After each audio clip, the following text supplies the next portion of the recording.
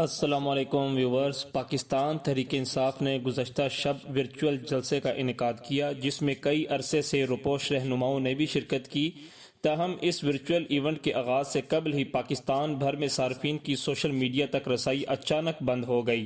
Social media services کی اس اچانک بندش کے باعث پی ٹی آئی کا ورچوئل ایونٹ دیکھنے کے خواہش مند افراد کے ساتھ ساتھ دیگر پاکستانیوں کو بھی مشکلات کا سامنا کرنا پڑا۔ اب سوال یہ پیدا ہوتا ہے کہ سوشل میڈیا بلیک آؤٹ نے پی ٹی آئی کے اس ورچوئل ایونٹ پر کوئی خاص اثر ڈالا یا نہیں۔ اس حوالے سے پی ٹی آئی کی وکیل مشال یوسفزئی نے ایکس پر اس ورچوئل جلسے کی کامیابی کے حوالے سے جاری اعداد و شمار پر مبنی موسیٰ ورک کا ٹویٹ ری شیئر کیا۔